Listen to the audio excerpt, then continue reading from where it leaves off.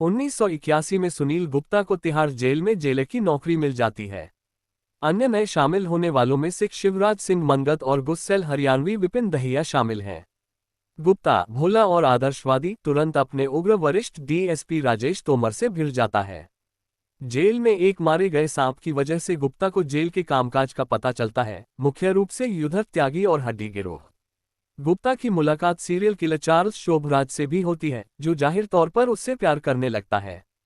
गीता और संजय चोपड़ा की हत्या के आरोपी अपराधी बिल्ला और रंगा को उनकी फांसी के लिए ब्लैक वारंट जारी किया जाता है। गुप्ता को उनकी फांसी की निगरानी और मीडिया से निपटने की जिम्मेदारी सौंपी जाती है। एक आदर्शवादी पत्रकार प्रतिभा सेन उनका साक्षात्कार लेना चाहती है। जवाहरलाल नेहरू विश्वविद्यालय के लगभग 200 छात्रों को राजनीतिक असहमति के लिए गिरफ्तार किया जाता है। वे जेल से भागने की योजना बनाते हैं और मनगत पर यह पता लगाने की जिम्मेदारी आती है कि कैसे। इस बीच गुप्ता, जिसे उसके सहकर्मी नम्र कहते हैं, अपने तरीके बदलने की कोशिश करता है। दहिया एसपी मुखोपाध्याय की अकेली पत्नी सीमा के साथ प्रेम संबंध शुरू करता है। गुप्ता को उनके रहस्य का पता चलता है, लेकिन दहिया उसकी मदद करने के लिए कहता है, क्योंकि वह अब एक तयशुदा विवाह के लिए सहमत हो गया है। गुप्ता सीमा के लिए विदाई उपहार के रूप में दहिया की ओर से बालियां खरीदता है। मुखोपाध्याय को बालियां मिल जाती हैं और वह गुप्ता पर सीमा के प्रेमी होने का संदेह करता है। जब गुप्ता उससे पूछताछ करता है और उसे धमकाता है, तो वह दहिया के बारे में सच्चाई बता देता है। मुखोपाध्याय तिहाड़ से दूर तबादला चाहता है और सीमा, जिसे उसके पति ने पीटा है, सार्वजनिक रूप से दहिया के लिए अपने प्यार का इजहार करती है। क्रोधित दहिया गुप्ता के विश्वासघात का पता लगाने के बाद उसे टीम के खिलाड़ी न होने के लिए डांटता है। गुप्ता गरीब कैदियों के लिए कानूनी सहायता स्थापित करके उनकी मदद करने का प्रयास करता है, लेकिन अपने भ्रष्ट वरिष्ठों के साथ भिड़ जाता है। एक ऑडिट में तोमर और उसके सहायकों द्वारा संख्याओं में हेराफेरी करने का पता चलता है और जेल के धन से पैसे चुराने का आरोप गुप्ता पर आता है। निराश गुप्ता को तोमर द्वारा ब्लैकमेल किया जाता है ताकि वह उनके साथ मिलकर धन चुराए, ताकि वह अंततः अपना जुर्माना भर सके जो अब उस पर बकाया है।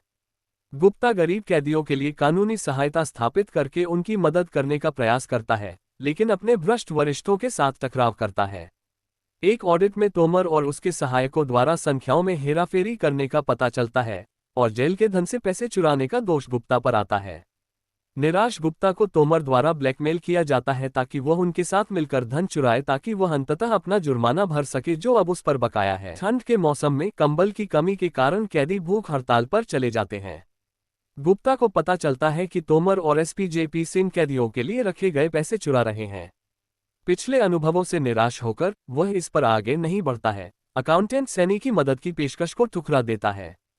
सैनी अकेले ही उन्हें रिपोर्ट करने के लिए निकल पड़ता है, लेकिन वे उसका मजाक उड़ाते हैं और उसे ब्लैकमेल करते हैं।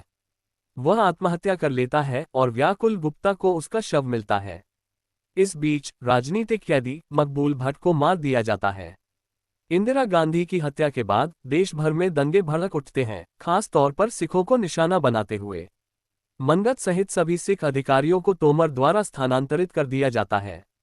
जेल में बढ़ती गिरोह संबंधी हिंसा से निपटने के लिए गुप्ता दहिया, मनगत और तोमर के साथ मिलकर गिरोहों को अलग करने की योजना बनाता है, ताकि प्रत्येक गिरोह के प्रमुख सदस्यों को रिश्वत देकर और उनमें विभाजन करके गिरोहों को अलग किया जा सके।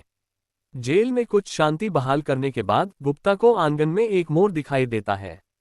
इस बीच शोभराज जेल के सुरक्षाकर्मियों को नशीली मिठाइयां खिलाकर भाग जाता है।